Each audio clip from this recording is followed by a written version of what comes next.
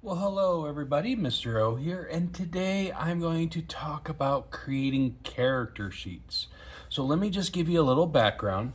In previous videos, I had talked about these other kind of character sheets where if you don't want to spend so much time trying to draw the body and try to design the outfit, let me show you this one.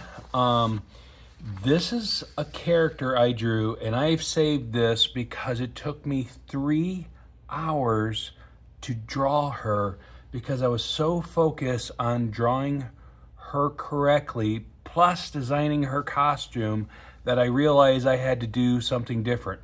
So I created an old new thing, I guess. In the 90s, these were very popular, and these were character design sheets where they're done in blue line because you can change the lines up and then draw like the costume and then practice drawing the character with the costume as you're trying to develop those ideas. I have a video on the YouTube channel, so if you want me to tag it below, just let me know in the comments.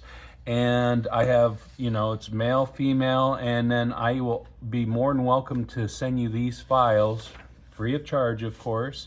And if you notice this body type, you'd have to be familiar with the manga Berserk, because this is where I got that gender neutral body type. And then there's female versions of this. I just figured we didn't need to show all of them. And so I'm going to start with the character sheets I designed for a children's book. As I write, of course, graphic novels, comic book type stories, I also come up with like children's stories. Sometimes they're inspired by real life events, like this one was. It just kind of ignited an idea that developed into other fantasy style that I had liked, and I decided, I want to do a fantasy children's book. And this one is Solara. This is about a girl who grows flowers from her hair, or from her head, I should say. It comes out of her hair. So the biggest thing about character sheets, this is going to be an assignment in my class. I'll get to do 11 by 14 drawing paper and basically come up with your idea. Design it, put them in actions in different views. Don't just draw one view. As you can see, I have, of course, a straight on view, even though you can see things turning. Then I have two motions. One is her sitting, so you get the profile shot of what I'm thinking about her hair, and then a 3/4 turn when she's jumping, so there's some action. Now, this is another character, but I just added him in because he's going to be important to the story, and that's Fizbur. As you can see, trying to design a baby dragon, I'm putting Fizbur, the spark dragon, in different like views, and I even have the 3/4 turn, but it's done with just the head. And then I also put the egg because I want to keep in mind, what am I going to do, with the hatching, and then, reminding myself I'm going to do a spotted egg, ultimately. And you can see that everything's very rough, and it was done with pencil and ink wash. And then finally, I have the final character. I'm going to put this right here because I think it's very important that I show something, is Ben. And you can see Ben is in many different views, also sitting head down. Having the head angles change is very important as you're developing your characters. This assignment that I'm going to give to students, when they're just coming up with the characters, even if they've had these characters in their heads for 10 years, when you first put it on paper in different angles, your drawing, your ideas are not finished. You're developing your ideas through, think of them as character concept pages. So when you first do it, I'm going to teach students to maybe use the sketch and wash pencils, and I will do a video on sketch and wash pencils for everybody So you can see those in action if you don't know what those are. I'm partial to ink wash, so that's why I just did gray tones with ink wash. Very basic, very straightforward, gives me my general idea. I was inspired, since I'm a dark fantasy lover, I thought of and used references from Disney's Black Cauldron. So if you're not familiar with that movie, it's one of the darkest Disney animations, but it is something that, as you can see, as I developed and drew it on the computer, things got refined and changed. I actually got closer to my idea of the Black Cauldron when I did this. Now, maybe not in the face and using younger children, but as you can see, like, Solara has definitely changed. I got more of true anime eyes that I was going for, where Ben is a little more grounded, a little more round face, not as gaunt as I did, and Fizber changed quite a bit. Very similar, but I put the divide in the nose, kind of gave it that, animal, like the cat face and cheeks a little bit more. And then I changed the horns. Instead of them being solid color, they will glow when he blows his sparks, because he is a spark dragon.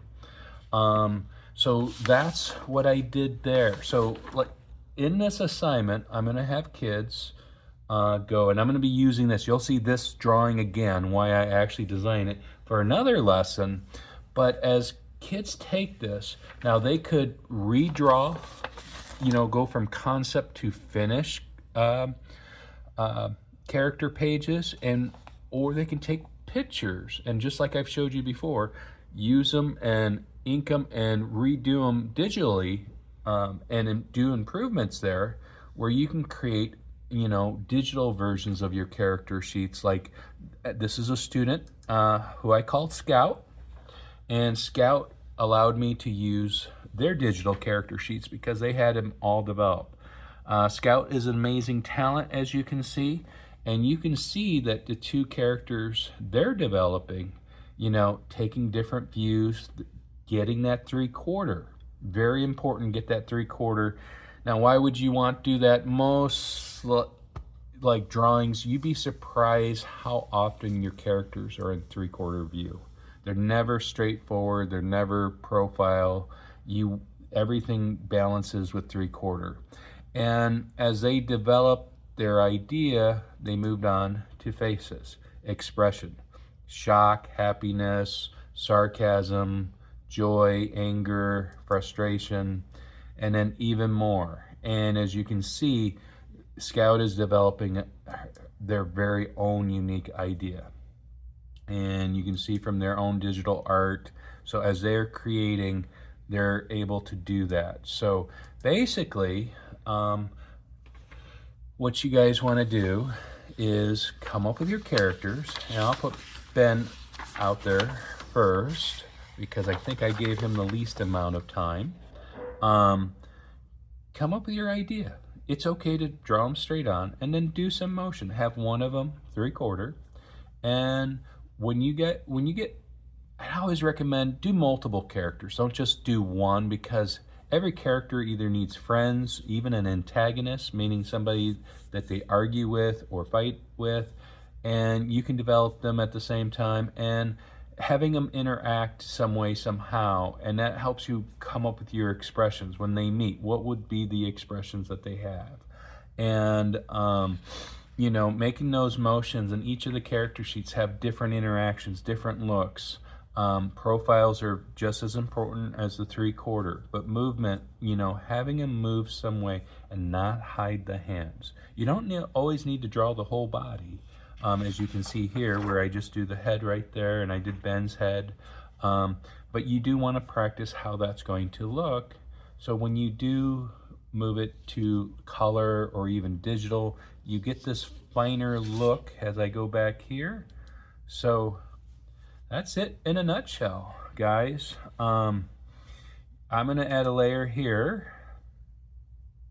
And I just want you guys to know that keep creating, keep being amazing, and let's see, I'm gonna look for the dump bucket. I'm gonna make this real easy, and I'll just do white and go to the pen here. Hopefully everything is sized up right, because I want to remind all of you, because I know this pen's gonna be too small here, that you guys are beautiful, okay?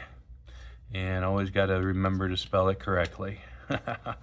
All right, you guys have a great day. Bye-bye.